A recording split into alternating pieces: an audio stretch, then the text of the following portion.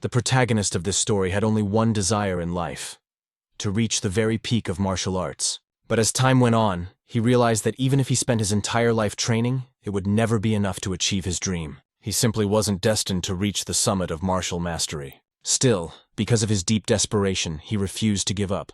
He decided to chase an ancient legend. A tale from long ago about a divine dragon that guarded a golden fruit said to grant immortality to whoever consumed it. After a fierce and deadly battle against the divine dragon guardian, he finally reached the sacred place where the legendary fruit was said to grow. He could hardly believe it. The golden fruit of legend was real. Its radiant golden light illuminated the surroundings, exuding a mysterious divine aura.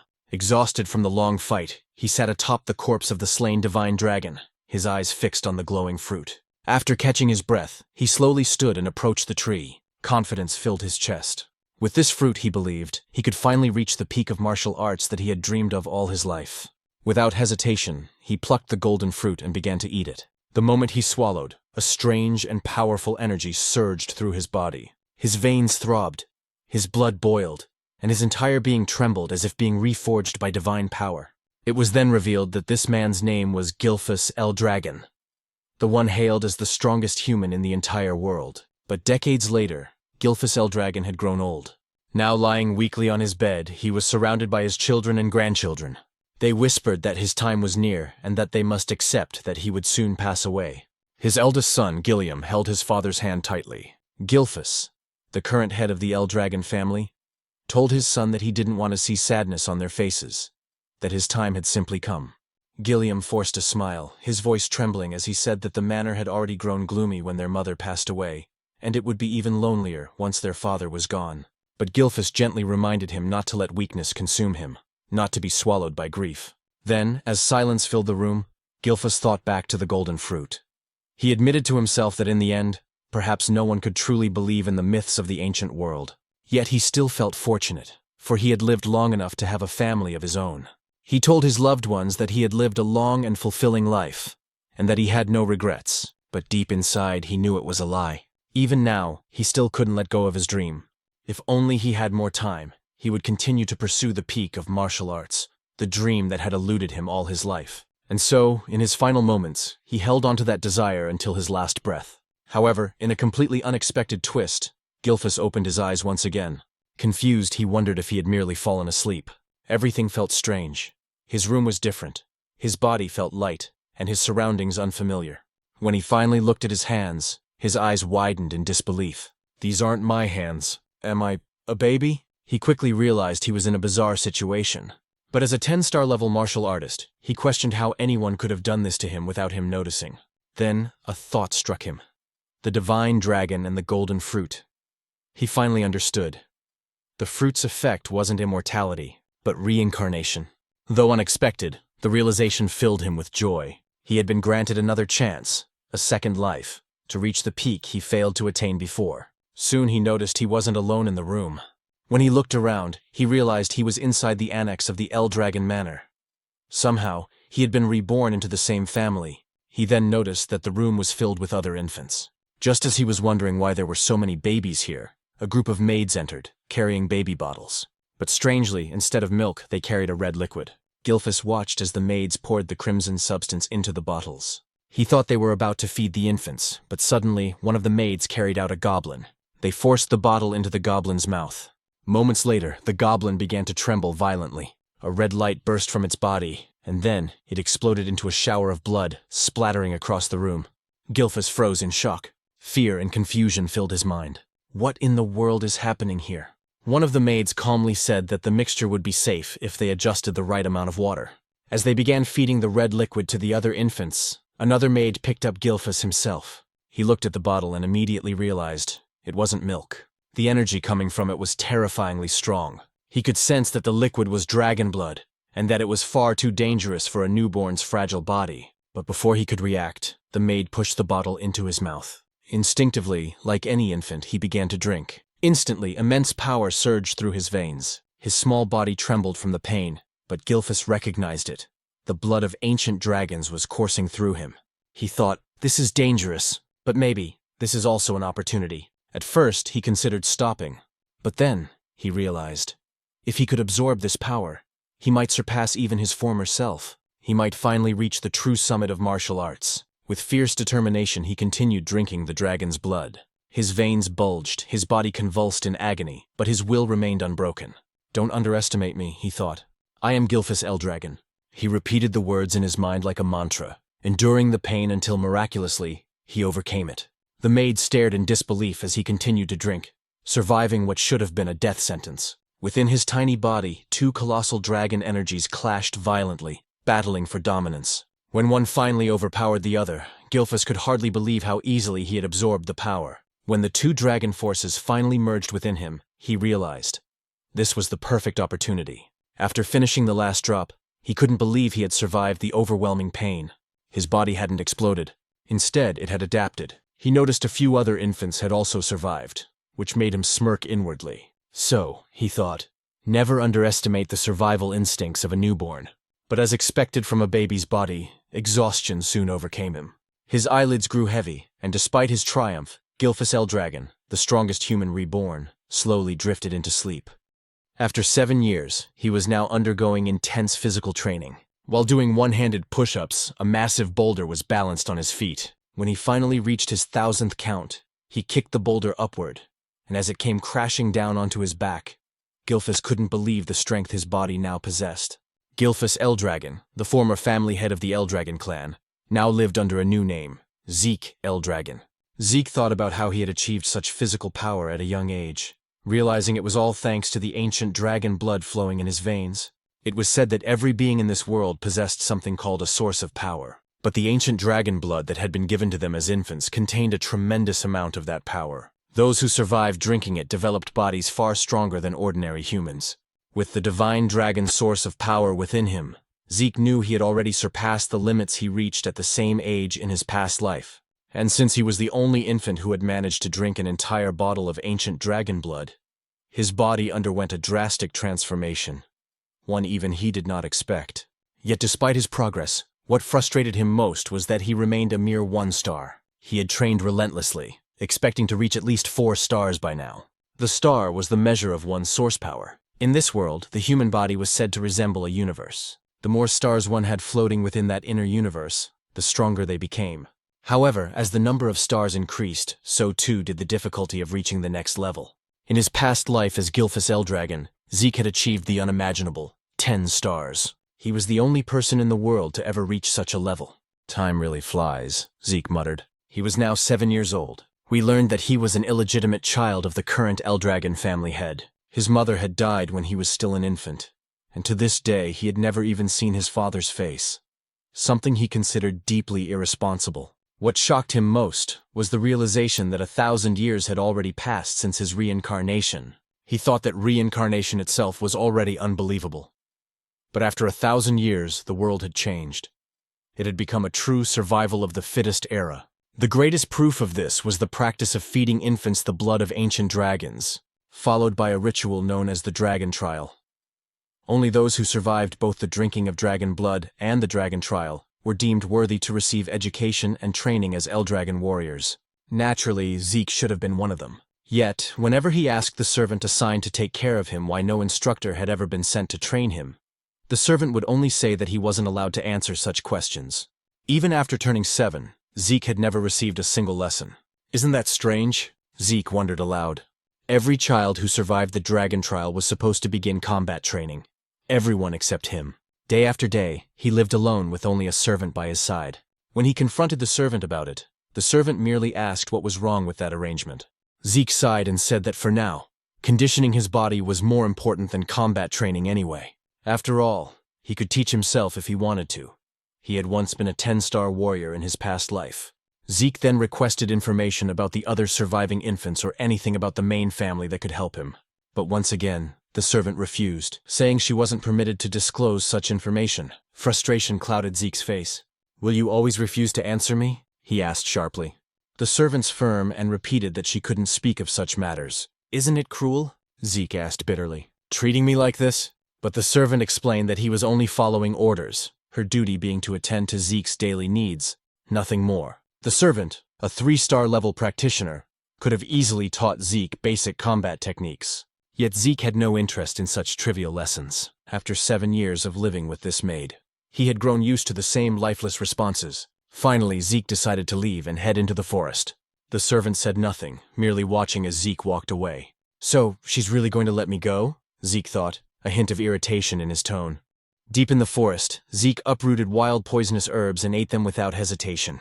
As before, the taste was vile, but this was part of his training method. Then suddenly he noticed something. He took a deep breath, forcing himself to stay calm as he repeated to himself, "Be patient, be patient." He could feel someone, or something, watching him from afar, observing his every move. No matter how hard he tried, he couldn't shake the presence. After a few moments, Zeke sighed. "They followed me all the way here, huh?" When he could no longer stand it, he called out, "You might as well come out if you've got something to say." Then he moved into the tall grass, hiding himself. Moments later, while crouched in the grass, Zeke sensed a dark, oppressive aura nearby. When he looked toward the source, he saw a creature known as an anger boar. What is that aura? He wondered. The black mist surrounding the beast was something he had never seen before, not even 1,000 years ago. As the anger boar grazed on the grass, Zeke suddenly stood and revealed himself, startling the beast. It charged at him immediately, and rather than fear, a smile formed on Zeke's face. He was genuinely thrilled to fight it. The boar lunged forward, but Zeke swiftly dodged, gathering golden energy into his fist. With a powerful strike, he unleashed an explosion that tore through the anger boar's body. He couldn't help but grin at the sight. His attack had been far stronger than he expected. Even as a 1-star, his power surpassed that of most practitioners at the same level. Hoisting the slain creature over his shoulder, Zeke muttered, "It'll be even better once I raise my star level." He was tired of 7 years of being ignored and isolated by the Eldragon family. He wondered if it was time to leave and travel on his own, maybe even venture toward the ocean. Meanwhile, in the distance, a cloaked man watched from the shadows. "What's going on with that boy?" he muttered. Even without formal training, he's reached 1-star level, and he killed that anger boar with a single strike.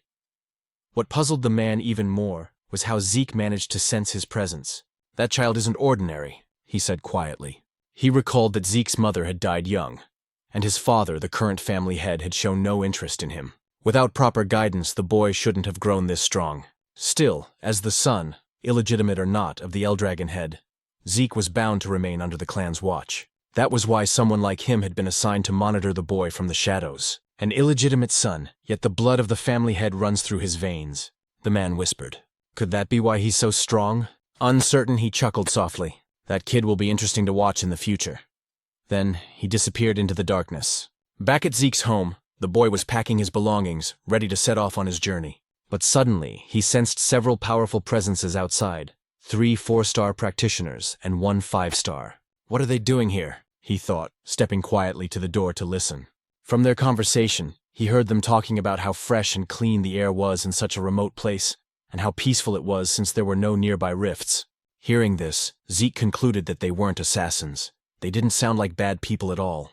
Deciding to confront them directly, he opened his door and asked, "What business do you have here?" The group froze in surprise. Then Zeke noticed the emblem embroidered on their clothing, the mark of the Eldragon clan. "Eldragon?" he muttered under his breath, wondering what they wanted from him.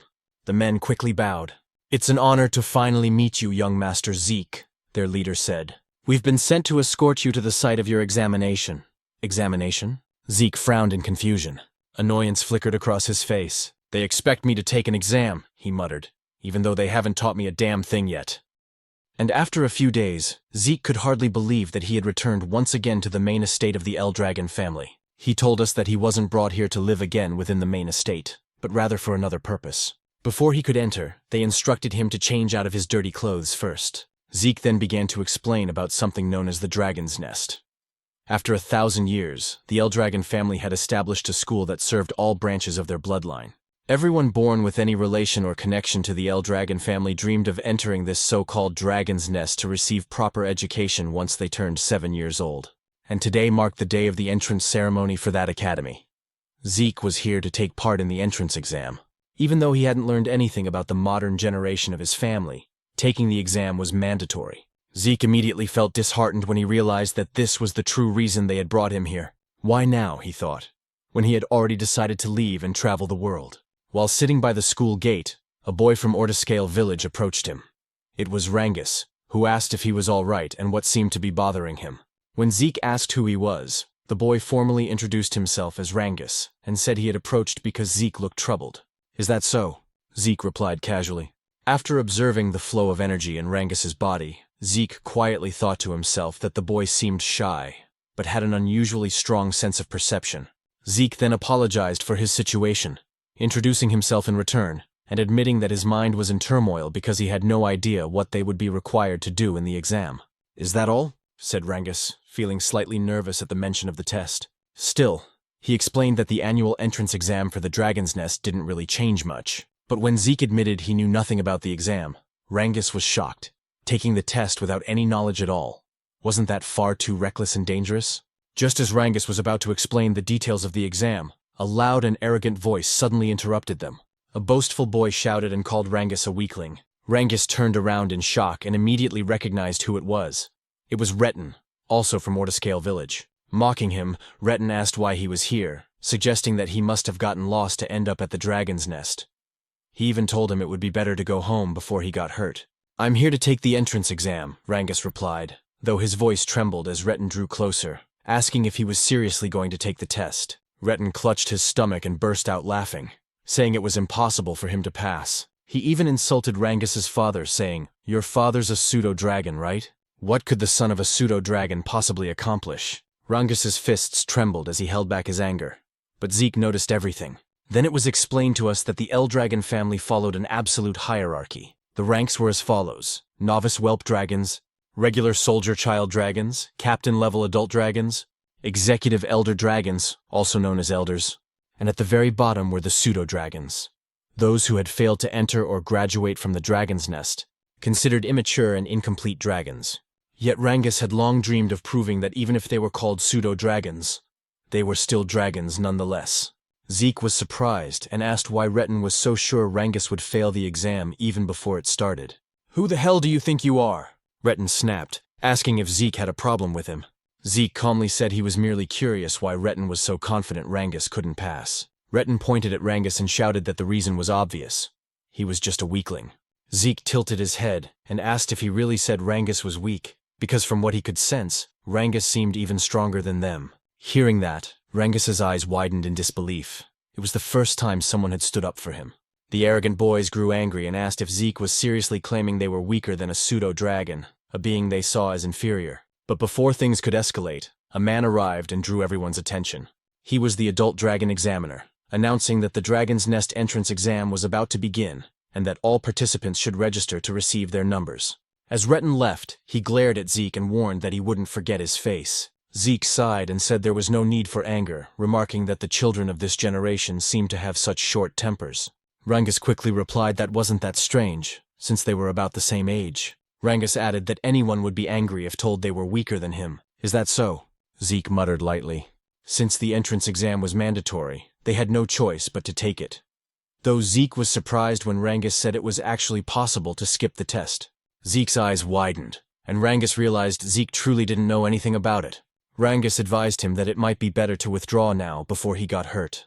But Zeke replied confidently that a genius like him would never withdraw from a challenge. Rangus could only shake his head and say that Zeke was overly confident despite knowing nothing about the exam. Zeke simply laughed and said that whatever the test may be, they should hurry since it was about to start. Rangus had no choice but to agree. When they arrived at the testing grounds, the examiner announced that the exam was simple.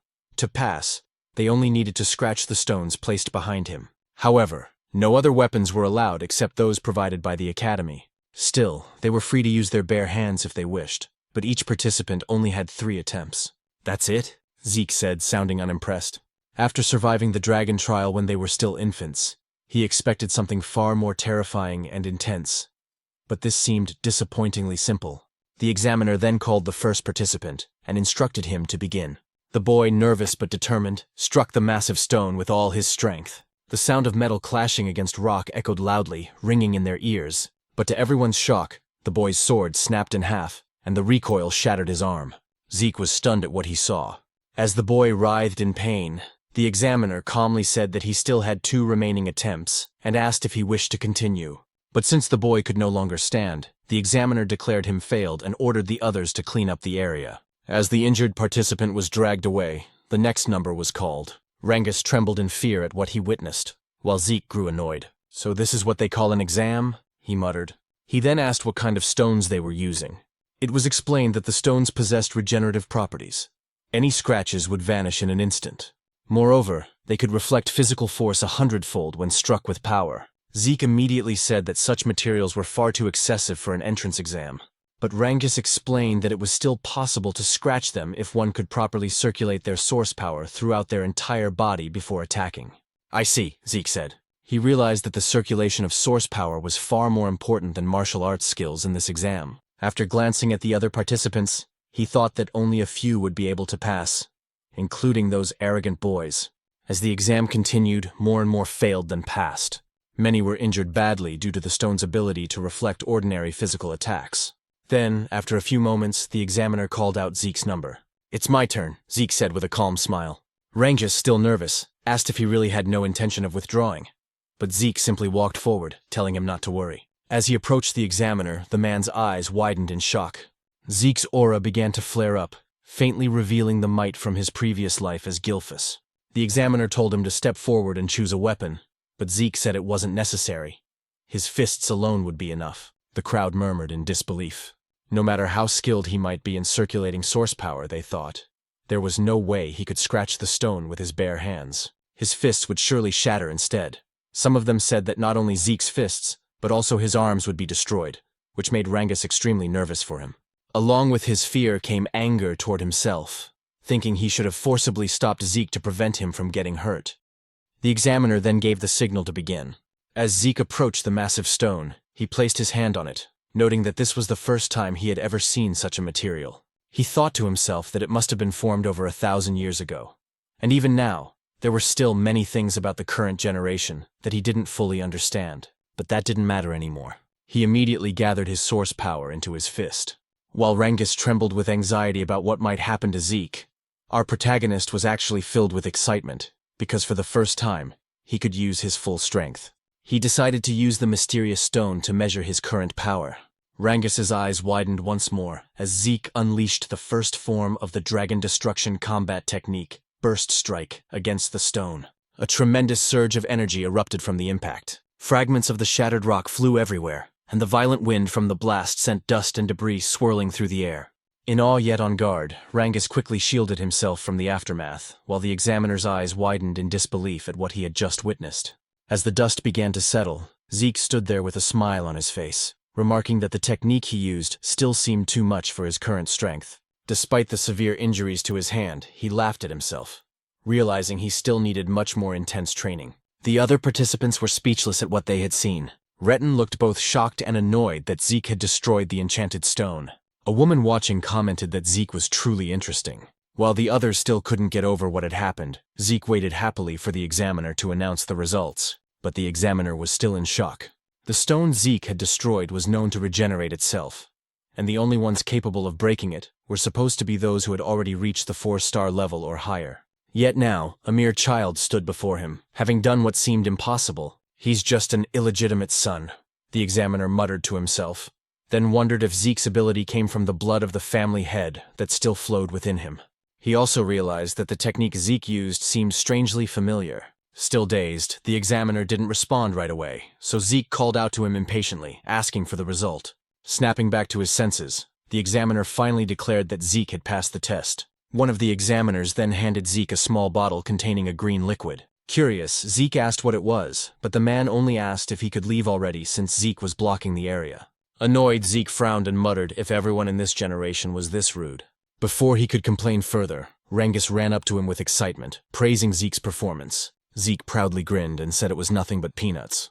Zeke then asked what the liquid was, and Rangus explained that it was a healing potion, the standard potion of the Eldragon family. "Healing potion?"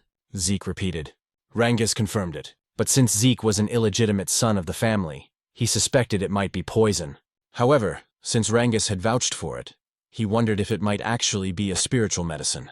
The elixir, known as Cloud-Piercing Clarity Wood, was made from extremely rare materials, herbs found only in secret realms, along with the pure source power of divine beasts and the essence of elusive phantom beasts. When used, it could heal not only fresh wounds but also old scars and injuries.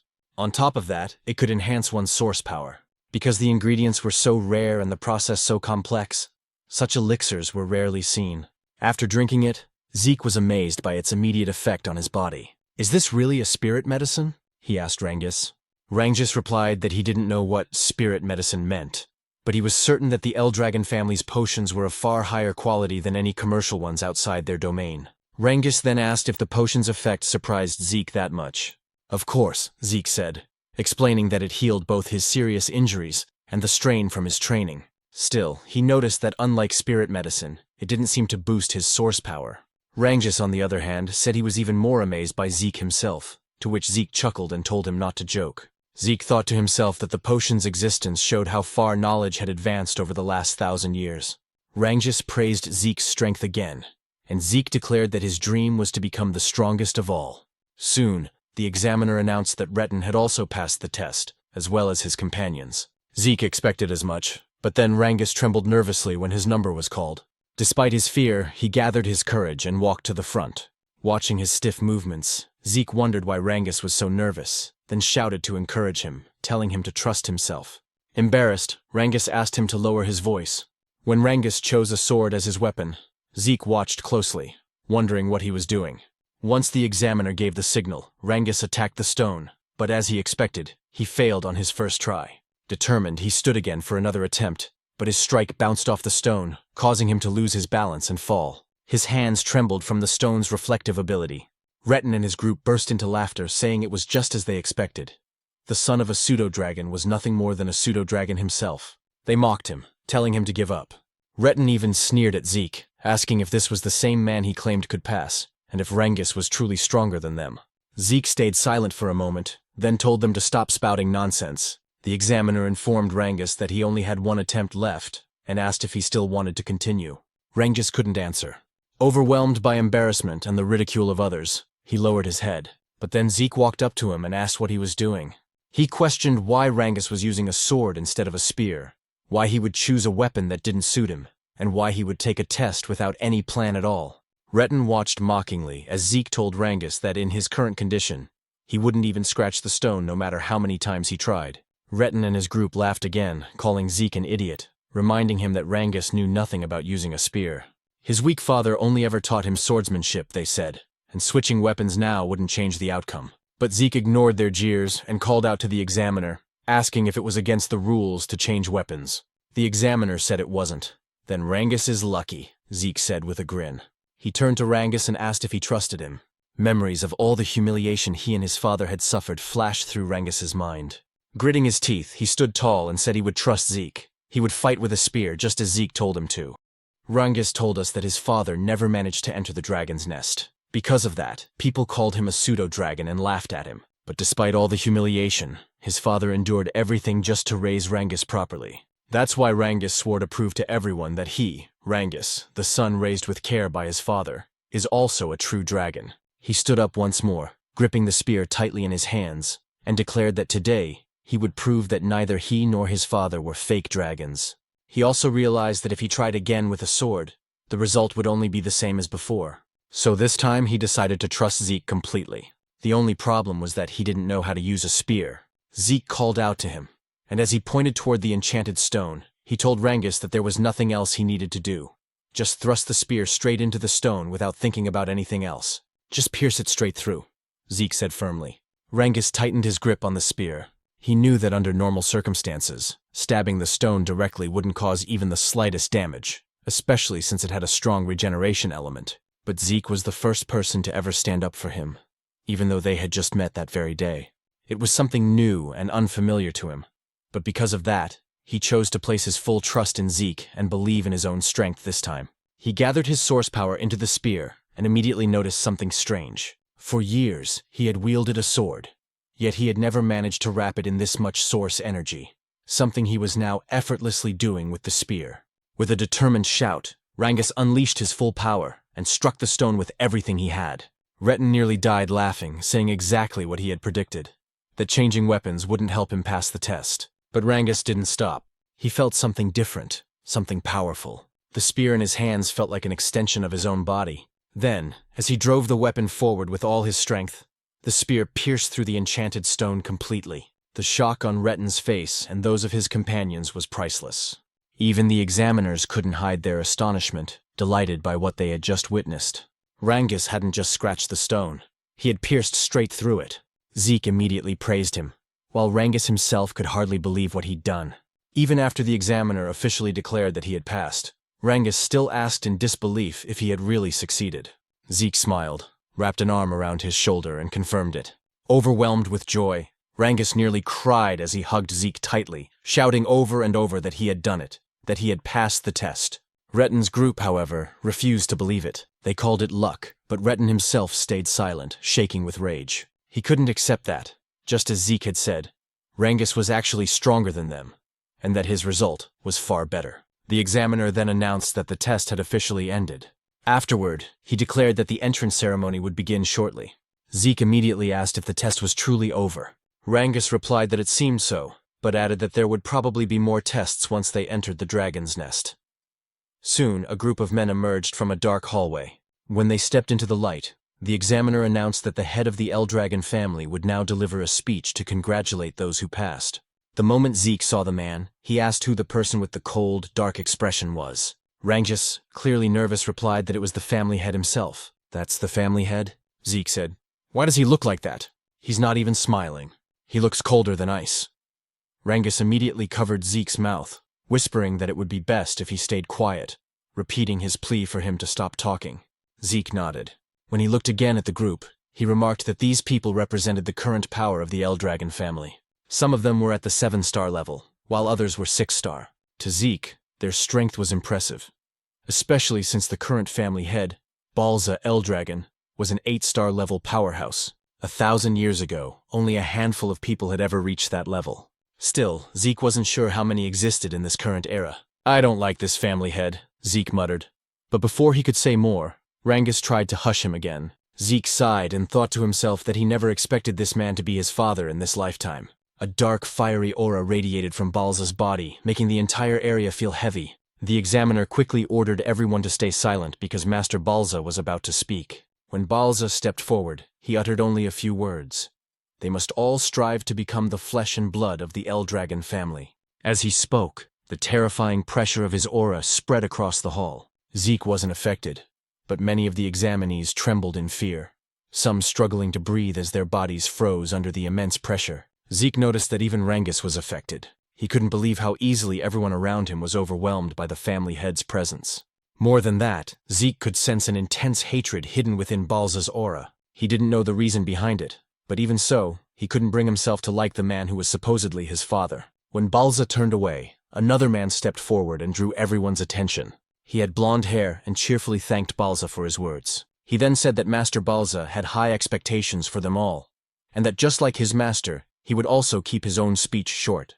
As Zeke wondered who this man was, the speaker simply told everyone to train hard and grow stronger. "That's it?" one of the examiners muttered. The man smiled and said that people who worry too much about small things go bald early, so he wouldn't bother with long speeches. Zeke couldn't understand what was wrong with them, but at least the atmosphere in the hall had lightened up. The examiner then announced that the new students would now be assigned to their dormitories. Everyone whose number was called had to head there immediately. Zeke asked if they wouldn't all be staying in the same dormitory, and Rangus explained that there were 4 East, West, South, and North dorms. Every student accepted into the academy was allowed to live in one of those 4 halls. When Zeke's number was called, he stood up and waved goodbye to Rangus. He was assigned to the East Hall. As he walked through the corridor, he commented that a lot had changed in this place over the past 1,000 years. After finding his room, he said that he must have gotten lost since it took him a while to arrive, and his roommate had probably gotten there first. When he opened the door, he cheerfully greeted his new roommate and apologized for being late. He then said that from today on, they'd be sharing the same room. But to his surprise, his new roommate turned out to be none other than Rangus himself. Zeke couldn't help but laugh, saying it seemed like fate kept linking them together. He asked if there was anything else scheduled for the day, and Rangus confirmed that their training would start tomorrow. "Is that so?" Zeke said casually, prompting Rangus to ask if he hadn't listened to the examiner's earlier explanation. Zeke admitted that he hadn't, on purpose. Rangus sighed and said they should get some rest early, since training would begin the next day. As Zeke gazed out the window, he thought about his plan to escape from the Eldragon family and travel the world. But after what he'd learned about the enchanted stone with regenerative properties and the healing potion, he realized he had discovered many interesting things during the exam. If he truly wanted to understand all the changes that had taken place over the past 1,000 years, he thought, then maybe staying with the Eldragon family for a while wouldn't be such a bad idea after all. A month passed at the academy, and their training continued to grow harsher. Holding heavy dumbbells in both hands, the instructor explained that the dragon's breath he was teaching them was one of the most important techniques ever created by the 15th Eldragon family head. After reminding them that they had to master the technique under any condition, the instructor's attention was drawn to a few students. Some of them, he noticed, had already mastered dragon's breath, especially the young woman he called Master Lika. Her overflowing energy suggested that she was close to reaching the 2-star level. But aside from her, one other student caught his eye, and he could hardly believe what he was seeing. Zeke was training while not only holding the dumbbells but also balancing large stones on his head and arms. The instructor stared in disbelief and muttered to himself that the blood of the family head truly ran in Zeke's veins. However, it was said that no one had ever taught Zeke anything since he was a child, which is why everything he was witnessing now felt unfamiliar to him. Zeke, on the other hand, couldn't believe that the technique he once called the Dragon King's breathing technique had been further developed by the succeeding family heads, and that it was now being taught to other branches of the family as well. According to Zeke, breathing techniques were methods that gathered the source power from the surroundings into the body. Once circulated, this source power would strengthen a person's own inner energy. The effectiveness of such techniques depended on an individual's ability and intellect. That was why the great families of this world kept their techniques secret, never allowing them to be learned by outsiders or those not belonging to their bloodline.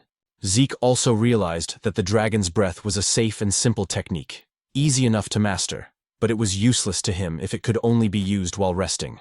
His own version of the breathing technique allowed him to manipulate the surrounding source power even while moving. Because of that, it was far more complex and powerful in actual combat, but also much harder to learn.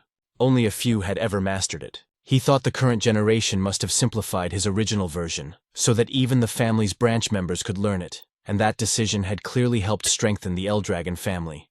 Zeke couldn't help but feel a strange satisfaction. He never imagined that the techniques he had discovered long ago would still have an impact after 1,000 years. It made him wonder if the other martial arts techniques he created had also evolved over time. Interesting, he muttered to himself, amused by the thought. Lika, meanwhile, quietly observed Zeke from a distance. Later, in the cafeteria, the other students were astonished by how much food Zeke was eating. As he continued devouring his meal, he noticed Rangus sitting silently across from him. "What's wrong?" Zeke asked. "You won't get strong if you don't eat." Rangus simply asked if Zeke didn't find his stamina strange. "That's it?"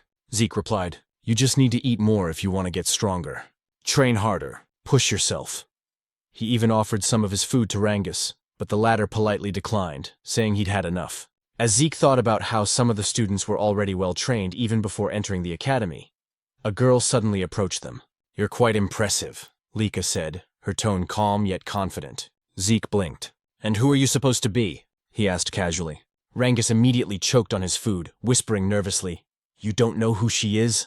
That's Master Lika, the daughter of the family head, Lord Balza." "Oh," Zeke said indifferently. "What do you want me to do about that?" "I don't know her." Rangus began sweating profusely. "You can't talk like that. Master Lika is one of the candidates to become the next family head. She's not someone you can just speak to casually." "Is that so?" Zeke replied. "Well, I'm a family head's child too." "An illegitimate one, though?" Rangus froze in shock while Lika looked at him curiously. "Is that true?" she asked. "You're really the family head's illegitimate son?" The narrator's voice continued. Lika Typhona Eldragon, one of the candidates to inherit the Eldragon family, was now standing before Zeke herself. "Why would I lie about that?" Zeke said, shrugging. Lika frowned slightly. "Then tell me, how could an illegitimate child like you destroy the magic stone with your bare hands? How could someone not from a renowned family possess such strength?" "Because I'm Zeke," he replied confidently, turning back to Rangus. "Stop staring and finish your food." Both Lika and Rangus fell silent for a moment. Then, Lika suddenly smiled. "You really are an interesting person," she said before sitting down beside him. "How about serving under me? I'll make you one of my followers." Zeke raised an eyebrow. "What exactly do you mean by that?"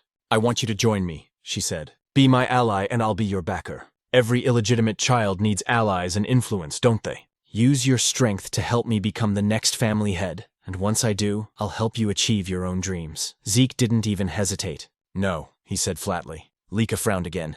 Why not? Don't tell me you want to become the family head yourself? As her aura flared with a faint, crackling energy, Zeke could tell that she was close to reaching 2-star level. For someone her age to release an aura like that, she was indeed impressive. Still, Zeke remained calm. You can think and do whatever you want, he said. But I have no interest in being family head or any kind of title. Why? Lika asked coldly. Zeke stabbed his knife into the table. Because I don't need to serve anyone, he said, his voice steady but sharp. I'm the strongest person there is. The cafeteria went silent. Even Lika couldn't believe what she was feeling. Zeke's presence had completely overwhelmed her for a moment. Rangus immediately stepped in to diffuse the tension, urging both of them to calm down. But Lika wasn't the type to back off. Embarrassed and angered by what just happened, she decided to challenge Zeke to a duel. Zeke, however, didn't seem to care and simply continued eating. Moments later, a commotion spread across the campus. Where are they going? One student asked. To the training grounds, another replied. There's going to be a duel between the younger generation. Master Lika herself is fighting. What? Master Lika from the Typhona family? Someone exclaimed. Who's brave enough to challenge her? When they arrived at the training grounds, everyone whispered among themselves, wondering who would face her. Zeke, meanwhile, couldn't believe Lika was actually serious about the duel. Are you all right with this? Rangus asked nervously. You'll be fighting Master Lika. Even if you call her master, I don't know who she is, Zeke replied bluntly. Rangus sighed. You should at least show some respect, now that I know you're also the family head's son. Do what you want, Zeke said. Still, Rangus tried to explain. What's important now is that you understand who you're up against. Master Lika isn't just anyone. She's the daughter of Lord Balza Eldragon. And she also carries the blood of the Typhona family, one of the 4 great families supporting the Eldragons. She's a prodigy who mastered all forms of the Typhona family's hereditary lightning great sword technique at a young age. Like her father's other children, she has terrifying talent. Zeke tilted his head. I didn't understand a word of that except that she's the family head's daughter. Rangus stared at him. How do you not know any of this? Because I don't, Zeke said plainly. So don't ask me. Rangus blinked as Zeke suddenly laughed. But since I don't know anything about her, he said with a grin. That'll just make the fight more fun. Sounds exciting? Rangus could only sigh in worry. No matter how strong Zeke was, Master Lika was on another level entirely. Why did you even accept her challenge? He asked. I never run from a fight, Zeke answered. And it looks like my challenger's ready anyway. At that moment, Lika stood with her sword planted firmly in the ground. Her aura flared, lightning crackling faintly around her. Are you two done talking? She asked coldly. Lika shouted, asking if they were finally done talking, and Zeke replied that he was ready. Rangus, trembling in fear and shock, immediately ran away from them, warning Zeke to be careful in their fight. Zeke then turned to Lika and asked why she was so determined to fight him.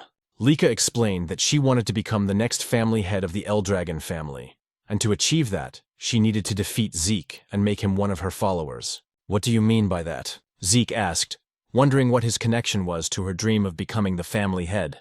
Lika questioned him back, asking if he truly had no idea about the current situation of their family, and whether being an illegitimate child was the reason he was so unaware. Zeke simply answered that he didn't, admitting that his knowledge about their family was limited. Because of that, Lika began explaining. She said that including both of them, there were 5 candidates to become the next family head. Except for Zeke, all of her siblings were connected to the 4 major branch families of the Eldragon clan.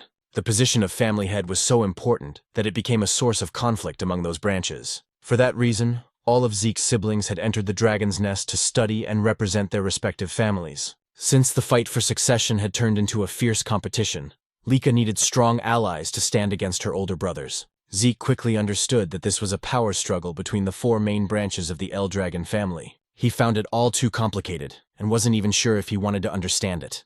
Lika then continued, saying that as one of the candidates for family head, she needed to strengthen not only her knowledge and power, but also her influence by gathering strong followers. Without another word, she charged straight towards Zeke, declaring that she would defeat him right then and there to make him one of her subordinates. But Zeke easily dodged her powerful strike, as well as the flurry of attacks that followed. Still, Lika refused to let him escape.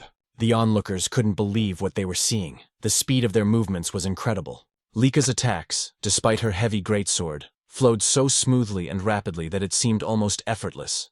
As they watched the battle between the siblings, The crowd began to murmur about Lika's precise control over her source power, noting how her strikes were becoming faster and stronger over time. They could only marvel at the power of a true daughter of the family head from one of the main branches. Some even said the fight's result was already obvious. What they didn't know, however, was that Lika herself was growing increasingly frustrated. She couldn't understand how Zeke kept dodging every single one of her attacks, or why it felt like he was simply toying with her. Rangjus, who was watching from a distance, couldn't help but be amazed, his earlier worries fading away as he saw Zeke's calm movements. Zeke then remarked that the martial arts Lika was using were unlike anything he had seen before. He admitted that her movements were far faster than those of any ordinary one-star level fighter. But Lika, irritated, shouted for him to stop talking and focus on their fight. Zeke clenched his fist and said he was already focused, and that was exactly why he could unleash such a powerful strike so easily. His punch landed squarely, and Lika immediately gagged from the force. She fell to her knees, gripping her sword and stomach in pain. The spectators gasped and began whispering among themselves, wondering how Zeke managed to avoid all of Lika's attacks and who this mysterious boy truly was. As Lika struggled to stand, she asked why none of her strikes could land. Compared to other one-star fighters, she knew she was much faster. So logically, Zeke shouldn't be able to keep up. Zeke admitted that she was indeed faster than any one-star he had ever seen. But in his eyes, she was still just a one-star. "You're a one-star too," Lika snapped, saying that Zeke shouldn't be able to match her speed and movements. "There's a simple reason for that," Zeke replied. "Your breathing, the movement of your eyes, even the shift of your muscles. I can read them all. By observing these small details, I can predict your next move. It's all based on experience." "Don't make me laugh," Lika shouted, launching another fast strike toward him. But Zeke easily dodged again, saying that just like his words a moment ago, he could see and read her every move. In the next instant, he countered with another powerful attack that sent Lika crashing into the wall with a violent force. The spectators screamed in shock, asking if Lika had really been defeated. "Master Zeke, that was amazing! You beat Master Lika!" Rangjus shouted in excitement, but Zeke calmly said that it wasn't over yet. Their fight wasn't finished. As the dust cleared, Lika stood once again, bruised but defiant. Zeke noted that she had focused her source power into her core, allowing her to endure his attack without suffering serious damage. He smiled slightly and admitted that Lika was truly an extraordinary girl. "That's enough, Master Lika," Rangjus pleaded.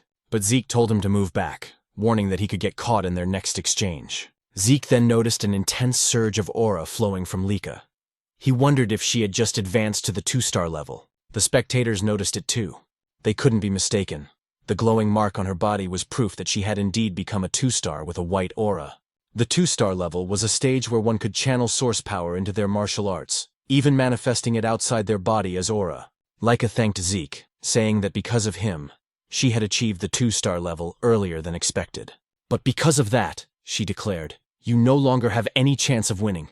With her aura blazing, she charged towards Zeke, her great sword surrounded by radiant power. Zeke only laughed. He looked genuinely thrilled. "You've really improved," he said with excitement, dodging another rapid strike. "Your speed is incredible now." But his expression suddenly changed when he felt a sting on his cheek, a shallow cut. "I know I dodged that attack," Zeke thought to himself. Lika smirked and asked if he could finally see the difference in their strength. "This is my true ability," she said proudly. "Now that I've become a full 2-star and gained my aura, I'll show you the real power of the true Thunder Greatsword technique." "Oh, then I get to witness a martial art I've never seen before," Zeke said, smiling in excitement. To him, this was turning out to be the most thrilling and enjoyable moment of their fight. Lika suddenly unleashed the Lightning Greatsword technique. Lightning flash, her sword crackling with blinding golden energy as she charged forward. Zeke was instantly enveloped in a storm of lightning, forcing him to retreat a step back as he shouted, "Wait a second!" What kind of technique was that? How can you manipulate lightning like that? Isn't this too much for a sparring match? Lika smirked, driving her sword into the ground as golden light surged around her. "You seem surprised," she said calmly. Summoning another move, Lightning Net, sparks erupted from the earth, forming a glowing web of electricity that shot towards Zeke, but he narrowly dodged it. As he landed, he muttered to himself, "Her power has grown tremendously. Her strength now is nothing like before. At this rate, this fight won't be easy." The audience murmured in awe, unable to hide their astonishment. Ever since Lika had advanced to 2-star level, the tide of the battle had completely turned. Rangjus, who had been watching anxiously, began to worry. Zeke noticed that Lika's movements were simple, nothing new compared to her 1-star self. but every swing of her blade now carried far greater force. Her lightning greatsword technique was overflowing with power, her aura amplifying each strike. What surprised Zeke even more was the speed. Lika was moving faster than he could have anticipated, and her lightning felt strangely mysterious. Still, he remained confident. Even if she could cloak herself in thunder, he was sure he could counter it. Yet, curiosity filled him. What kind of power was this? What kind of lightning could she command? While evading her continuous assaults, he studied her every move, analyzing her aura and its rhythm. Lika, noticing Zeke's calm smile as he danced away from her attacks, frowned. Still smiling? "You look too relaxed for someone in a duel," she sneered. "Let's see how long that lasts." She dashed forward once more, her sword blazing with light as she used swift thunder, enveloping herself in golden lightning. But again, Zeke evaded at the last moment. She's as fast as lightning itself, he thought, only for Lika to swing her sword mid-charge. The blow struck true this time, sending Zeke flying backward with a powerful shockwave that scattered dust and debris across the field. Rangus gasped and rushed towards Zeke out of sheer panic, but one of the spectators grabbed his arm to stop him. Meanwhile, Zeke stood up, his clothes scorched but his will unshaken. Lika charged again, unleashing another lightning flash, striking him head-on. Yet Zeke still stood tall afterward. How is he still standing? Lika muttered, her brow furrowed in disbelief. Rangus ran toward them, shouting, "Master Lika, stop!" "That's enough. We've already seen your strength." But Lika snapped back coldly. "Do you not understand, Rangus? Stopping mid-battle would be an insult to Zeke." Desperate, Rangus turned to Zeke and begged, "Please, Master Zeke, surrender." "That's enough." Lika chuckled. "He's right. Judging by your condition, surrendering would be wise. If you kneel and pledge loyalty to me, I'll stop." But Zeke only smiled silently. Lika's eyes hardened. "Even as an illegitimate child, you're truly a proud Eldragon," she said with a hint of mockery. She raised her greatsword high, her aura surging. "If that's what you want, then I'll use my full strength to end this." Lightning roared from the heavens as Lika summoned her first secret art, Heaven's Thunder. A colossal surge of golden energy descended, shattering the stones beneath Zeke's feet. Thunderbolts struck his body in a storm of divine fury. Rangus cried out in terror, watching his friend's body engulfed by golden lightning, smoke rising from his charred form. Lika drove her sword into the ground, exhaled deeply, and said softly, "I'm sorry, Zeke, but this is the end." But then, a voice echoed through the crackling air. "Is that so?" In an instant, a brilliant golden lightning aura exploded skyward. Lika's eyes widened in shock as she turned around. "Impossible. How can this be? How do you have a lightning aura?" she stammered. Zeke stood, smiling calmly as golden arcs danced across his skin. "So this is what you call lightning aura," he said casually. "If you're asking how I got it, I honestly don't know." His tone was calm, but his words sent ripples through the crowd. "Impossible," Lika whispered, unable to believe what she was seeing. Zeke smirked. "Truth is, I let you hit me on purpose. I wanted to study your lightning, how it flows, how it behaves. And somehow I learned to use it myself." "That's absurd," Lika snapped. Inwardly, Zeke explained to himself that he had deliberately taken Lika's attacks because her lightning intrigued him. While enduring her strikes, he continuously activated his Dragon King's breath technique. The strange resonance between his breathing and her lightning caused golden energy to gather in his body. Before he knew it, he could manipulate the lightning himself. Maybe Lika has a unique constitution, he thought. And judging from her family's great sword technique, it's likely their whole bloodline shares this lightning affinity. Zeke walked toward her confidently. "I never expected lightning-type source power to be this incredible." This duel turned out to be the perfect training. With a grin, he added, "Thanks to you, Lika. I've reached 2-star level myself." Golden lightning flared around him as he declared, "Our battle isn't over yet." Lika roared and charged again, her greatsword glowing with power, unleashing another blinding attack. But Zeke sidestepped effortlessly and prepared a counterstrike. However, as he moved, he suddenly vanished in a flash and reappeared on the opposite end of the arena. "What just happened?" he muttered. He then realized, when one gains immense source power, it strengthens the body's muscles and nerves. This new lightning aura must have changed my physiology. I can't fully control my speed yet. In the stands, Rangus was speechless. He couldn't follow their movements anymore. Both fighters were blurs of golden light and thunder. Am I just imagining things? Or has Lika not landed a single hit lately? He wondered. Frustrated, Lika shouted, "Are you mocking me, Zeke? Stop toying with me." "I'm not," Zeke replied calmly. "But I will admit, you're a real threat." He then lunged forward, delivering a powerful kick, but Lika blocked it with her sword, the force pushing her backward. Zeke straightened, smirking. I think it's time to end this. End this? Lika repeated, narrowing her eyes. Yes, Zeke replied. I've been thinking of creating a new technique for a while now, and this seems like the perfect time. Creating a new technique? She said in disbelief. Zeke nodded. Exactly. He paused for a moment, then murmured, should I call it a first form, or maybe a special form? Lika blinked, confused. Did he even receive proper combat training? From which family could he have learned that? She wondered, her thoughts spinning. Before she could react, Zeke appeared beside her in a flash, lightning surging in his hand. Dragon Destruction Combat Arts, Special Form, Lightning Peak, he shouted. The attack struck her directly, wrapping her in a fierce storm of golden thunder. Her body trembled violently, her sword slipping from her grasp as she fell to her knees before him, electricity still crackling around her. The arena fell silent. Rangus and the others stared in disbelief. Zeke had won. Lika, lying on the ground, exhaled shakily. After a few moments, she forced herself to sit up, trembling. I can't believe I lost. I was supposed to become the next family head. I can't lose. Not to anyone, she thought bitterly. Zeke approached her, offering his hand. You were amazing, Lika. Truly strong, he said sincerely. It's always exciting to learn something new. This fight was worth it. Smiling warmly, he added, it'd be boring if this was the last time we fought. Let's have another sparring match sometime. Lika froze, her cheeks turning red as she stared at his outstretched hand. Despite her defeat, she had a feint of happiness on her face. Perhaps out of pride, or perhaps for the first time, admiration. Once again, Zeke said that they should have another sparring match soon. With a confident smile, he added that he couldn't wait for their next bout. Lika, though a bit shy, extended her hand toward him, admitting that she was no match for him, and that she willingly accepted her defeat. Meanwhile, several hours later, deep inside a dimensional rift, Balza Eldragon, the father of Lika and Zeke, and the current head of the Eldragon family, stood surrounded by countless strange and feral monsters. As the creatures charged toward him, Balza's eyes began to glow with an intense light.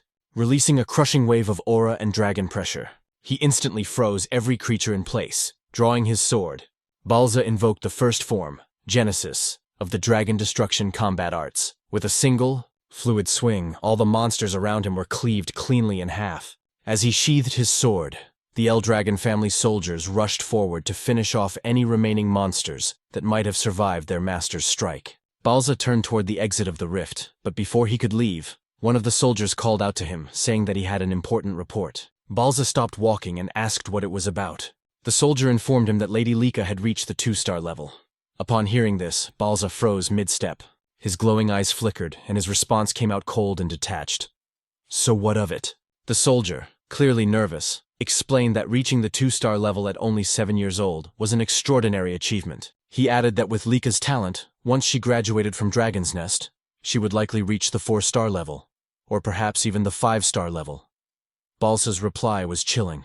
Talent means nothing. The next time you report to me, I expect to hear how she can be of use to us. If all you bring are worthless updates like this, you'd better leave my sight.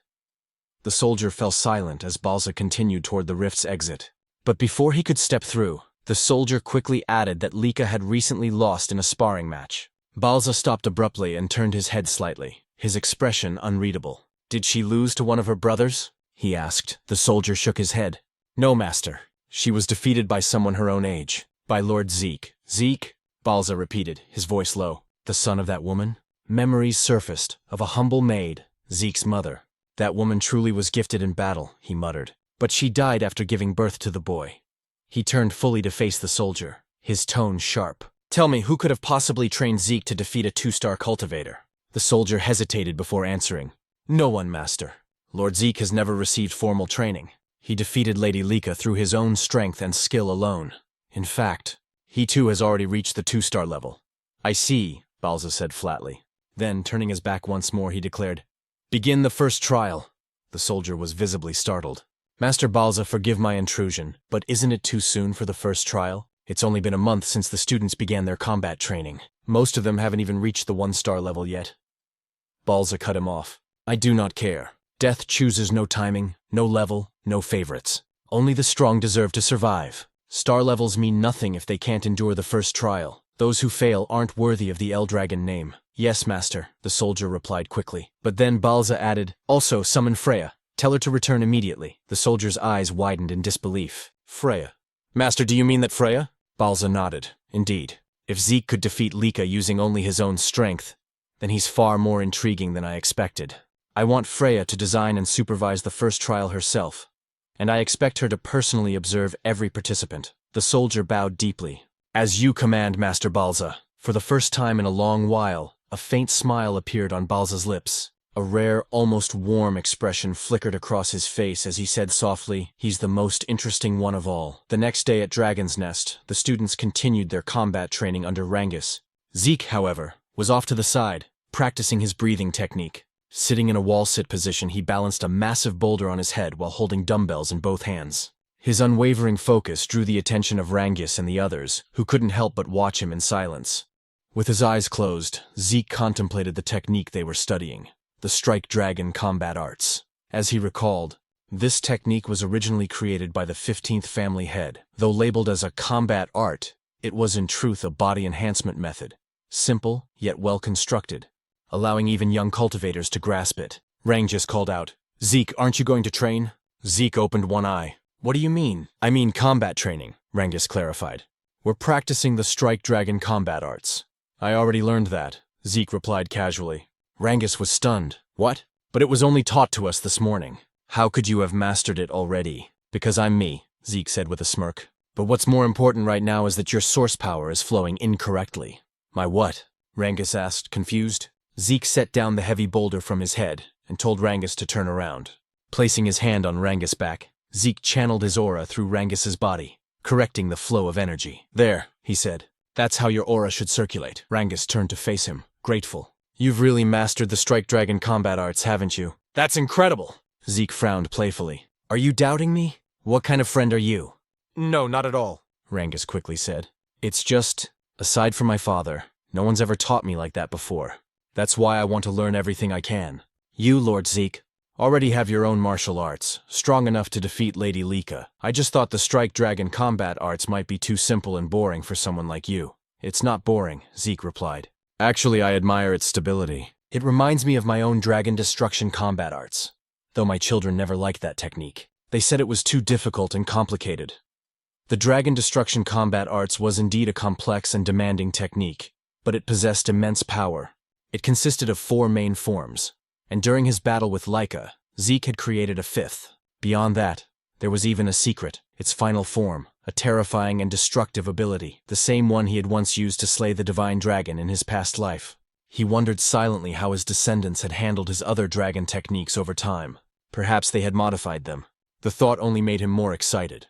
"Anyway," he said, "since I've already mastered the Strike Dragon combat arts, I'll continue with my physical training." He smiled faintly. Everyone has their own way of learning techniques. But before he could continue, Rangus suddenly shouted his name. "Zeke, please, teach me. I know it's a shameless request, but I want to get stronger, even just a little." Zeke looked at him for a moment, then nodded. "All right, I'll teach you." Rangus blinked in surprise. "Wait, you mean it? You'll really teach me?" "Of course," Zeke replied. "Why do you look so surprised? You were the one who asked. I just didn't think you'd agree so easily," Rangus said sheepishly. "I'm not lying," Zeke said, "and I know you're worth teaching." Just then, Lika approached them. Though hesitant, she spoke up. "Zeke, I'd like you to teach me too." Rangus turned to her, startled. "You too, Lady Lika? Is there a problem?" she asked calmly.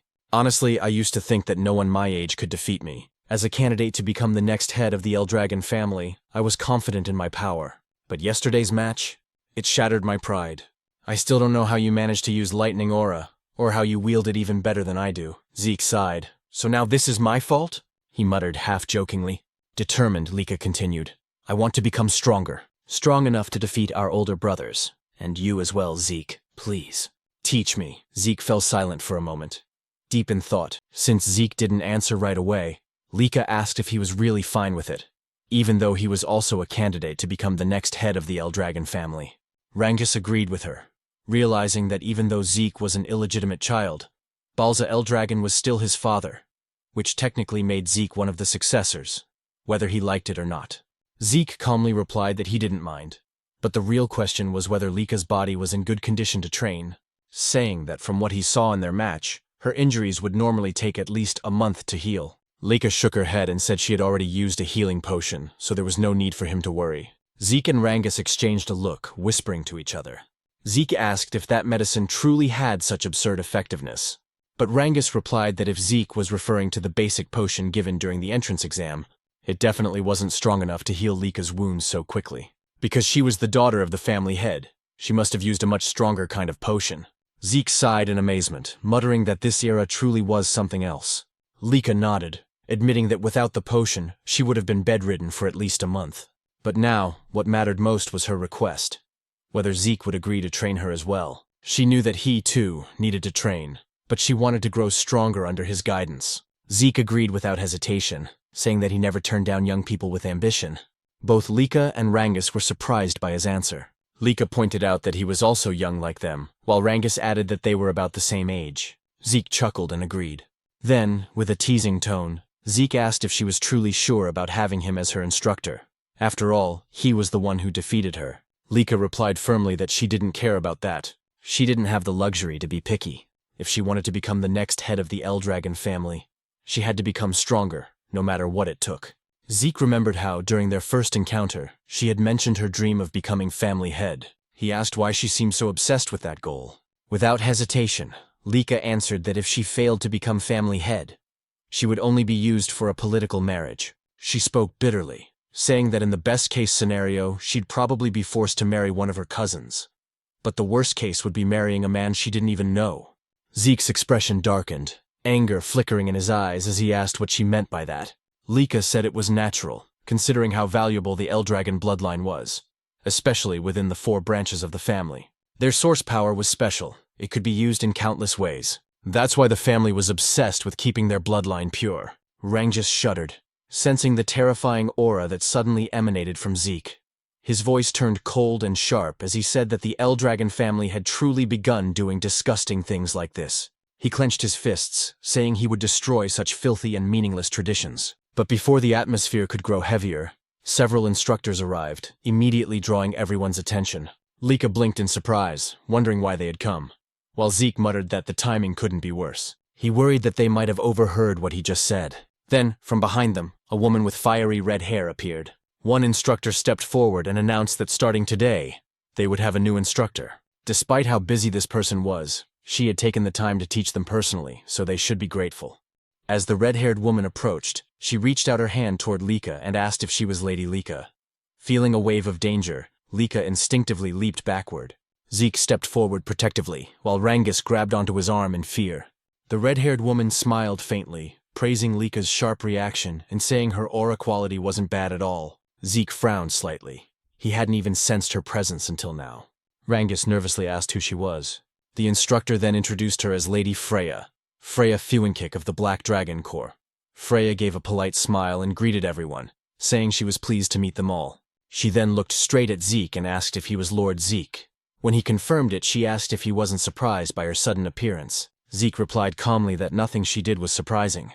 Freya froze for a moment as Zeke's eyes began to glow faintly, and he commented that her stealth technique was rather interesting. Freya quickly realized why even the family head, Balza Eldragon, was interested in this boy. Meanwhile, Zeke analyzed her movements. He noticed her source power was concentrated in her lower body, following a flow pattern he had never seen before. That must be why her footsteps made no sound at all. A spark of excitement lit up his eyes as he wondered what kind of martial arts she used. Freya then took command of the class. She confirmed that she would be their new instructor. The students began whispering among themselves in disbelief. Lady Freya, the Tempest Wind, was known as one of the strongest warriors in the family. The other instructor confirmed that Freya was a 6-star practitioner under the Black Dragon Corps, the elite unit serving directly under the family head himself. The students were in awe, unable to understand why someone of her rank would come teach at their academy. Freya smiled faintly and said she would indeed train them, but under one condition. They had to pass a simple test. The students gasped at her words. She told them not to worry. The test was simple. They just needed to bring crystal like the one she's holding, and survive for 1 full month inside the Poison Dragon Mountain.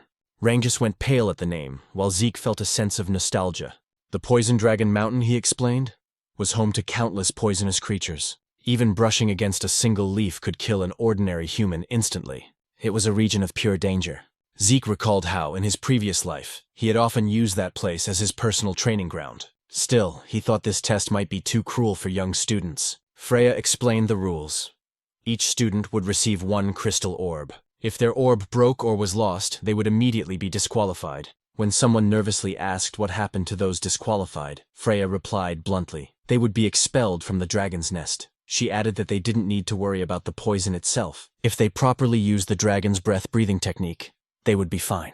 As long as they held onto their orbs and controlled their breathing, they could survive. Lika pointed out that aside from poisonous plants, there were monsters there too. Freya's eyes turned sharp as she said they would need to defeat those monsters themselves, since that was the only way they could secure food. Without hunting, they wouldn't last even a few days.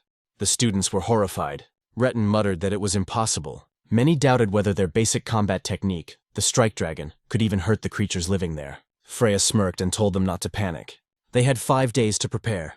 During that time, they could each choose a basic weapon art from the Eldragon family archives to learn. If they mastered it, their survival chances would improve. But if they failed to learn it within 5 days, she would not take responsibility for whatever happened in the mountain.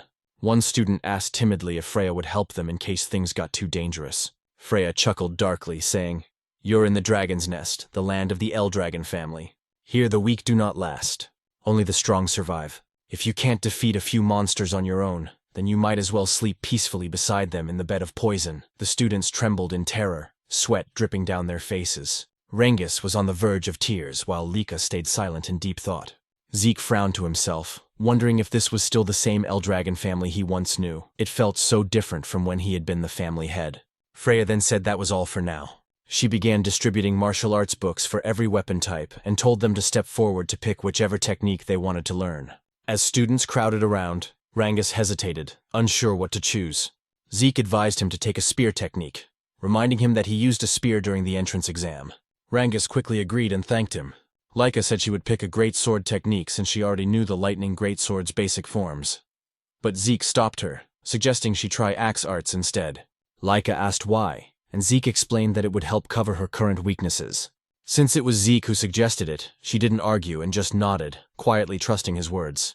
Freya then asked if everyone had chosen their books. When they confirmed, she told them to make good use of the remaining 5 days. Their survival depended entirely on mastering those techniques. If they failed to do so, they would die pathetically in the Poison Dragon Mountain. Just as she was about to leave, Freya suddenly remembered something and turned back. She warned them that during the test, their seniors would be trying to steal their crystal orbs. Rangus was stunned and asked what she meant. Freya explained that their 10-year-old senior group would also be taking the same test, but their task was to hunt down and steal the orbs from the younger batch. She added that the younger students outnumbered the seniors, and since the Poison Dragon Mountain was vast, they might get lucky and avoid confrontation. Still, their seniors would use everything they had to find and attack them. After saying that, Freya turned and left. Rangus looked terrified, sweat dripping down his face as he asked what they were supposed to do now. Not only did they have to deal with poisonous monsters, but also with upperclassmen hunting them. Lika frowned and said that every upperclassman was at least 1-star level or higher. If they ganged up on her, she wouldn't last long, and most of their classmates probably wouldn't survive either. Zeke nodded, saying she had a point. If Lika couldn't fight alone, then she should form a group of 2 or 3. Cooperation wasn't forbidden after all. They could help each other hunt monsters and defend against seniors. When Rangus asked about Zeke's plan, Zeke simply said that he intended to go solo and enjoy the exam. Lika sighed and admitted that somehow that sounded just like him. Before they began training, Zeke suggested they eat first. As they walked away, Lika glanced at Rangus and asked if he didn't think Zeke was a little strange sometimes. Rangus shrugged and replied, "Yeah, sometimes." 5 days later, the students gathered before the Poison Dragon Mountain, their emotions mixed between fear and determination. Freya stood before them, a confident smile on her face, and declared that the weather was perfect for the test to begin. Nervously, Rangus said that the exam was finally about to begin. Even though this was Zeke's plan, he couldn't help but wonder if it was really okay for someone like him to be part of Lady Lika's team. After all, there were many noble-born students she could have chosen instead of him, a mere commoner who hadn't even reached 1 star yet. "We're the same, Rangus," said another student. When Rangus turned around, he recognized them as Raymond and Celine. Celine, who came from the East Hall of Dragon's Nest, admitted she was also a commoner, and couldn't believe she'd been chosen to join Lady Lika in the upcoming trial at Poison Dragon Mountain. Raymond, also from the East Hall, smiled as he looked at Lady Lika. But Lika quickly said that it didn't matter whether her teammates were nobles or commoners. She had chosen them because she recognized their potential and abilities. Hearing this, Rangus fell silent for a moment, then gripped his spear tightly and declared that he understood, and that he would do his best not to become a burden to their group. Raymond followed, saying he would give his all to meet Laika's expectations. Laika smiled brightly and said, "I'm counting on you all." Then she turned to Zeke and asked if he was truly planning to take the trial alone. Zeke nodded confidently, saying he couldn't wait for it to begin. Celine, still nervous, admitted she admired both Zeke and Laika. While she was trembling in anxiety, Zeke was brave enough to face Poison Dragon Mountain on his own. Raymond remarked that it was natural for them to be confident, since the blood of family heads flowed through their veins. But Laika quickly interjected, telling him not to compare her to Zeke, because even she felt nervous. "You're nervous?" Zeke asked. "Is there even a reason to be nervous? Aside from you, everyone here seems like a group of promising students." However, they all replied that there were plenty of reasons to be nervous about the upcoming trial. Laika then asked Zeke if he truly thought the students she picked were skilled. Zeke immediately confirmed it, and thought to himself that Laika had successfully gathered some of the most promising students in the academy. He realized that her eye for talent was indeed remarkable. He praised their group's offense and defense, saying the trial would surely be easy for them. "You're right," Rangus replied with a drop of sweat running down his cheek. "You've always been too confident, Zeke." Freya then asked if all the participants have arrived, and soon noticed that many of the students had already formed groups. Since some weren't yet masters of their weapon arts, forming teams wasn't a bad idea. Freya then stepped forward and announced that the trial would begin shortly. She explained once again that their task was to survive for 1 full month in Poison Dragon Mountain and protect their crystal orbs.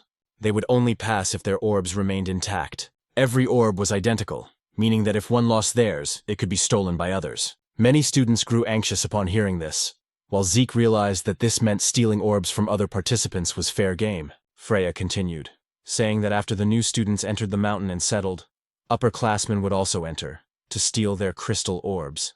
The upperclassmen mocked them, saying that since most of the new students hadn't even reached 1 star, taking their orbs would be easy. Hearing this filled Zeke's classmates with mixed emotions: fear, excitement, and unease. Freya concluded the explanation, and as soon as she announced that the trial had officially begun, the students dashed toward Poison Dragon Mountain. Watching them go, Zeke heard Laika tell him to make sure he survived.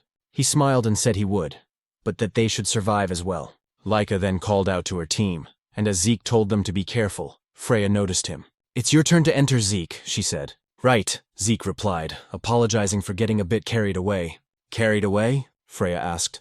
"Aren't you nervous at all?" "No," Zeke replied with a calm smile before walking toward the mountain. Freya watched him go, thinking to herself that he was indeed a peculiar boy. That night, at the camp outside Poison Dragon Mountain, one of the instructors asked Freya if the new students would be all right. When she asked what he meant, he said the trial seemed too early for beginners.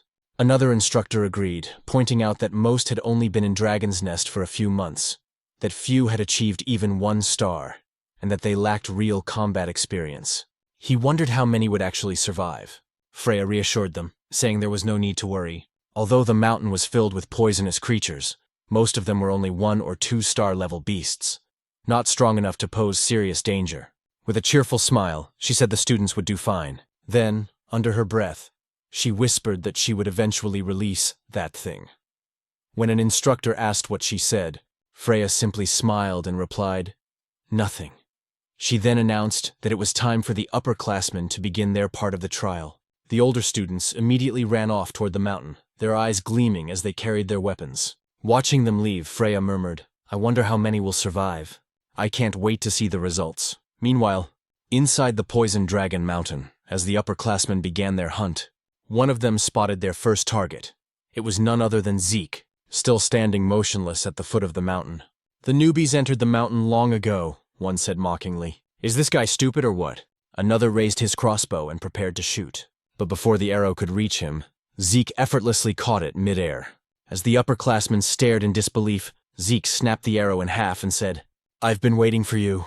One of them asked what he meant, but another shouted that it didn't matter. Didn't they see how he caught that arrow? Without wasting a second, Zeke dashed forward, his eyes sharp with excitement. "Now then," he said with a smirk, "let's play together."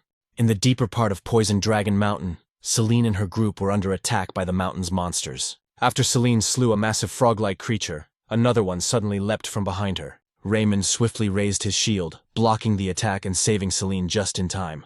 With a powerful swing, He bashed the monster to the ground and drove his shield straight into its body, killing it instantly. Seeing that Rangus was easily defeating his own opponent, Raymond smiled in satisfaction. Lika then praised them for their excellent teamwork, and Rangus gratefully thanked her. However, his eyes widened when he saw the mountain of slain frog monsters that Lika had single-handedly defeated. Selena, impressed, remarked that Lika's power was truly on another level, just as they had expected. Raymond agreed, saying that while they were busy fighting a few monsters, Lika had already wiped out most of them by herself.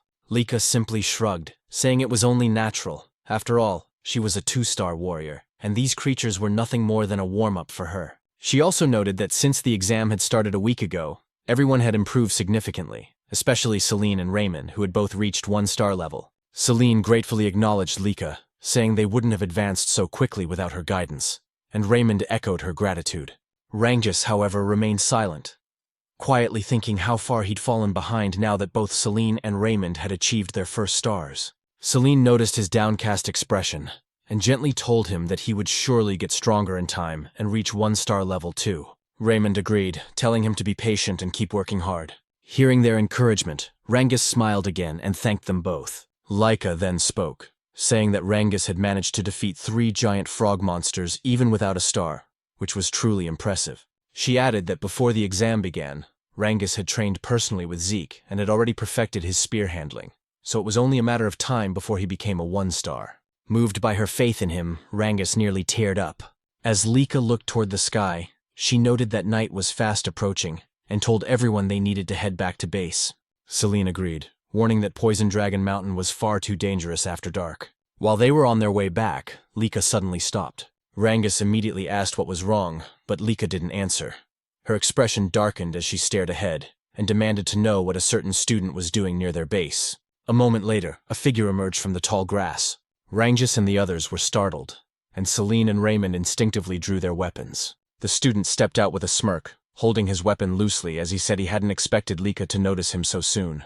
Lika immediately recognized him as one of the upperclassmen and asked if he had come to steal their crystal. When he confirmed it, she realized that at last, an upperclassman had decided to attack their group, and this one was a 2-star. The upperclassman grinned, saying that their current exam required them to steal the crystals from first years, though he hadn't expected his first target to be none other than Lady Lika's group.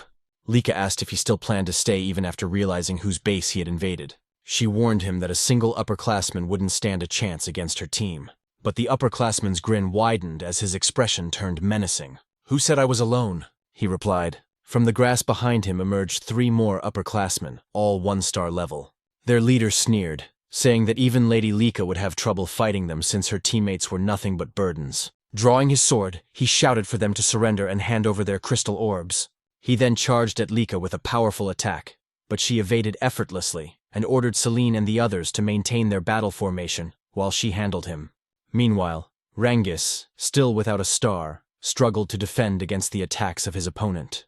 The upperclassman taunted him, saying it would be better to surrender and hand over his crystal. Rangus hesitated, unsure of what to do, until he remembered a conversation he once had with Zeke. Back then, Rangus had asked Zeke if there was any way for someone weaker, like him, to defeat stronger opponents.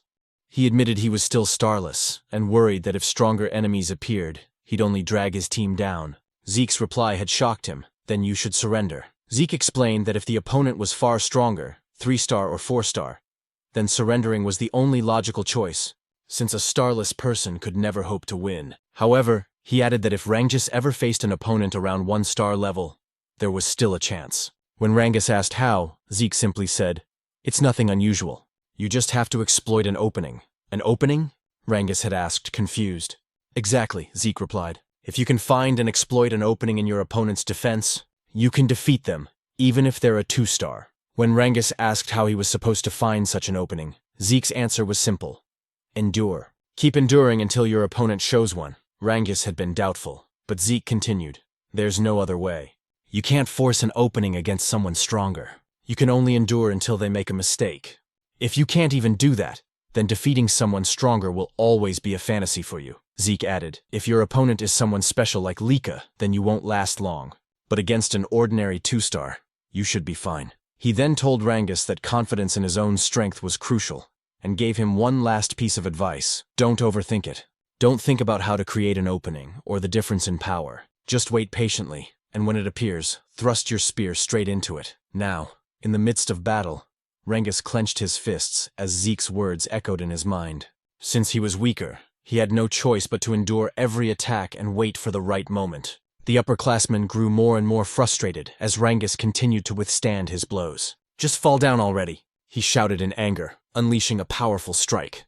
But in that instant, Rangus saw it, the opening Zeke had spoken of. Without hesitation, he gathered all his strength and thrust his spear straight into his opponent's body. The upperclassman coughed up, collapsed, losing consciousness instantly. As he fell, a radiant light glowed on Rangus's chest, the mark of his newly awakened 1-star. Lika noticed immediately, surprised yet proud that Rangus had taken down his opponent. Meanwhile, the leader of the upperclassmen was in disbelief, unable to understand why Lika's power felt so overwhelming despite them both being 2-star level. Lika realized that ever since mastering the axe arts technique Zeke had recommended, she had learned to channel greater force and energy into her great sword, which explained the vast difference in power. She told her opponent that it was his misfortune to have chosen her group as a target. Then, summoning golden lightning around her sword, she declared, "This battle ends here." Her blade struck with blinding force, and the enemy leader fell unconscious. After ensuring the enemies were defeated, Lika rushed back to her team and asked if everyone was safe. Once confirmed, the group cheered in relief. They had just won their first battle against upperclassmen. Celine and Raymond congratulated Rangus on reaching 1-star level, and Rangus thanked them with a bright smile. Lika looked at her team proudly, realizing that now all of her members had finally manifested their first stars. With that, she said that the next battles ahead would be much easier. Then, with a thoughtful expression, she wondered aloud how Zeke was doing. Meanwhile, elsewhere in Poison Dragon Mountain, a terrified upperclassman was running for his life. Tears streamed down his face as he muttered repeatedly, "Please don't come here. Zeke, don't come here!" He cursed under his breath, trembling in fear, asking himself just what kind of monster that boy named Zeke really was. Moments later, the upperclassmen were running frantically, shouting for help, hoping and praying that Zeke would not follow them. As Zeke dragged along one of the upperclassmen he had just defeated, the others cursed in fear and confusion, asking what kind of monster or demon he was. Holding the corpse of a giant snake beast in one hand, Zeke grinned and mockingly asked what their problem was, wondering aloud if no one else wanted to play with him.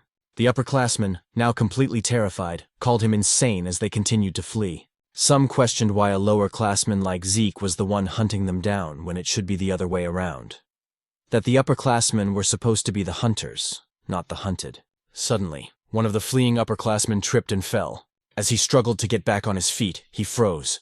The moment he lifted his head, Zeke was already standing right in front of him. With his crimson eyes faintly glowing, Zeke sighed and said he was getting tired of chasing him.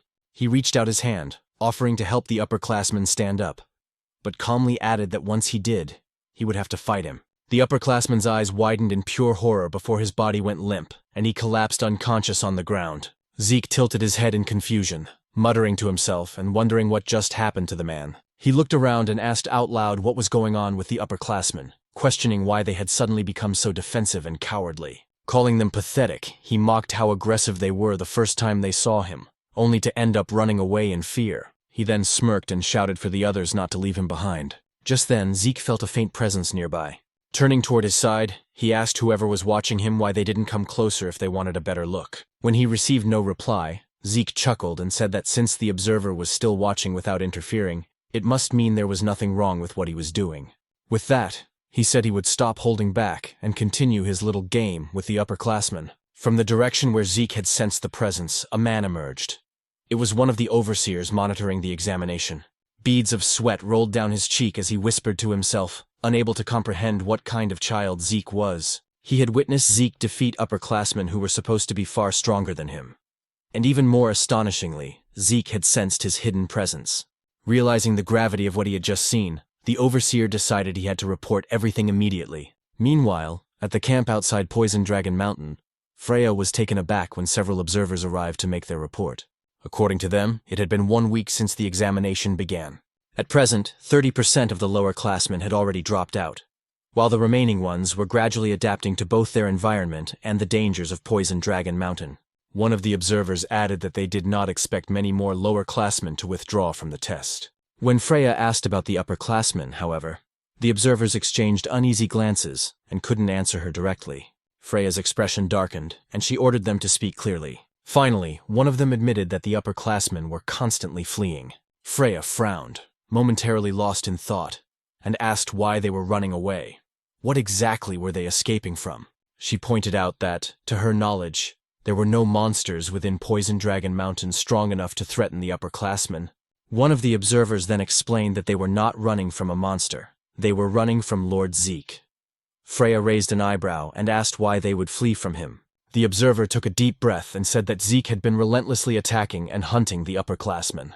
At first, they tried to fight back, but eventually they had no choice but to run. Another observer spoke up, asking what kind of person Lord Zeke even was. Based on what he had seen, Zeke seemed to be enjoying himself, gleefully cutting down upperclassmen and hunting them like prey. For him, it was something completely unprecedented.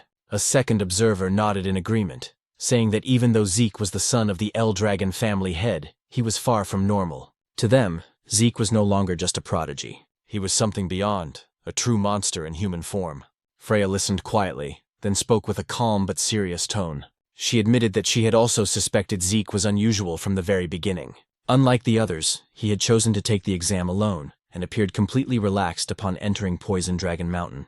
That could only mean one thing. Zeke never planned to hide from the upperclassmen. From the very start, his intention had been to hunt them down himself.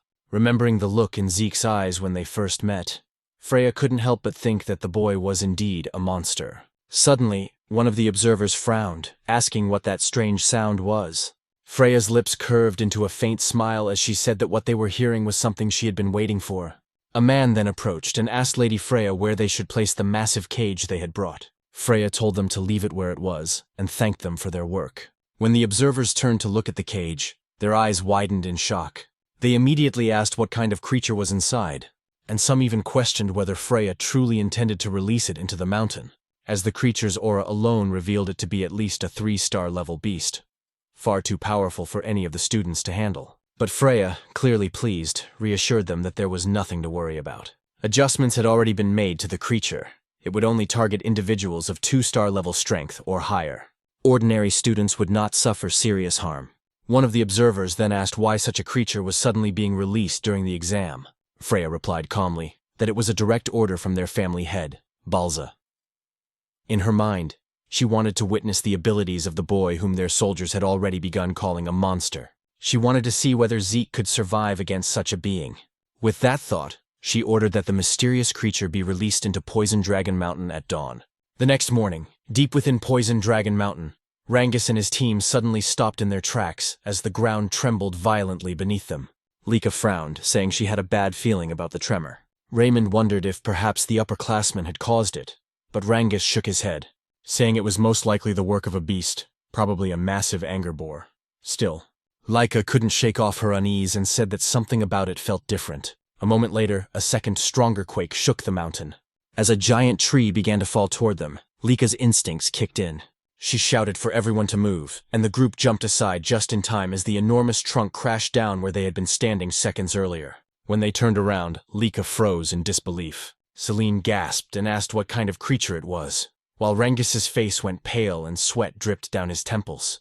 In a trembling voice, he said they needed to run immediately, because standing before them was a colossal golem. Meanwhile, on the other side of Poison Dragon Mountain, as Zeke sat atop a pile of monsters and upperclassmen he had defeated, he remarked that he was growing bored with the current situation of the examination. Since no more upperclassmen dared to face or challenge our protagonist, and because he could no longer sense the presence of the observers of the exam who seemed to be simply letting him do whatever he pleased, Zeke found the entire situation rather disappointing, until suddenly he sensed a presence from the opposite side of Poison Dragon Mountain, causing him to immediately question what kind of strange aura it was. At first, he thought it belonged to a 2-star level creature, but eventually he realized that the presence came from a 3-star entity. He instantly wondered if 3-star monsters were truly supposed to exist within Poison Dragon Mountain. He also questioned whether the aura he sensed belonged to an unknown being that had lived within Poison Dragon Mountain for 1,000 years. Zeke then thought that all the examinees would surely struggle against a 3-star level creature, and even Lika herself would definitely not be able to handle it. He also said that the instructors should have made sure that no 3-star level creatures existed within Poison Dragon Mountain before the examination began.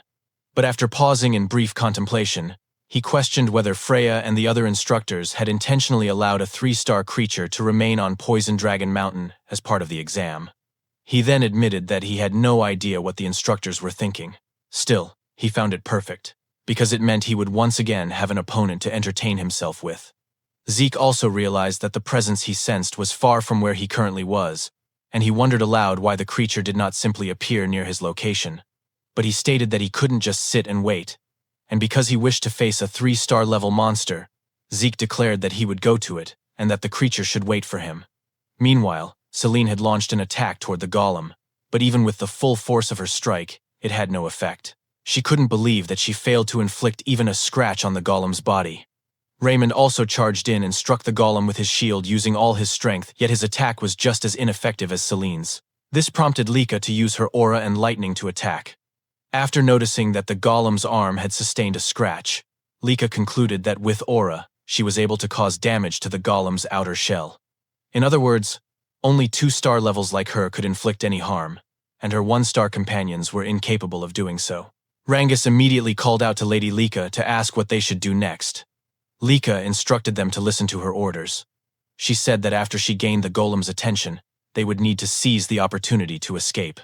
However, Rangus insisted that they could not do that, nor could they abandon Lady Lika to face the golem alone. Lika told them that they would only become burdens to her in the fight, and she ordered them to observe the golem's arm that she had previously attacked. She added that even with her aura, all she managed was a scratch, and that as 1-star levels, they truly lacked the ability to injure the golem. Raymond admitted that while they indeed could not injure the creature, they could still support Lika in battle, ensuring that every attack she launched would land successfully. When Lika asked what they meant, Rangus stated that he would do everything in his power not to become a burden. Selene agreed, saying that if they worked together to make sure Lady Lika's attacks hit their mark, then they would surely gain a chance to win. Because of the determination and trust her companions showed her, Lika couldn't help but smile, saying she understood what they wanted. She said she would rely on them to provide support so her attacks would land. As Lika gathered her aura and lightning into her sword, Raymond prepared to defend, while Rangus and Celine readied themselves for their offensive support. After Lika finished concentrating all her power into her sword, she instructed them to begin their renewed assault on the golem. Lika quickly advanced to the front to face the golem, but the creature immediately launched an attack toward her. Raymond used his shield to protect her, but because he was still only a 1-star level, he struggled to withstand the golem's 3-star power. Rangus and Celine dashed forward to attack the golem and draw its attention away. Meanwhile, Lika swiftly moved behind the golem to deliver her strike. She unleashed her lightning great sword technique, Heaven's Thunder, striking the golem from behind with her full strength. A powerful explosion erupted within the forest of Poison Dragon Mountain. After Lika managed to knock down the golem, and once the smoke had cleared, the damage she had caused to the forest was evident. Rangus immediately approached her to ask if she was all right, and Lika said she was fine, though she had used up all the source power in her entire body. She then asked how Raymond was doing. With Celine supporting him, Raymond replied that he was doing all right as well. But when Lika said that they should return to their base, she suddenly sensed the golem's presence again behind them. She quickly shoved Rangus away, resulting in Lika being the one seized by the golem. As the golem held her, she couldn't believe that it was still capable of moving. She realized she had grown too complacent after her attack. Celine also couldn't believe that after being hit by Lika's full power strike, the golem was still alive and able to move. Rangus immediately tried to save Lady Lika by attacking the golem with his spear, but the golem swung Lika rapidly, preventing him from landing a blow. As Rangus grew increasingly concerned for Lika, a tree suddenly came hurtling toward their direction. When the tree struck the golem, it released Lika from its grip. Rangus quickly helped her stand and move away from the creature. Lika, still confused, wondered aloud what had happened and how she managed to escape the golem's hold.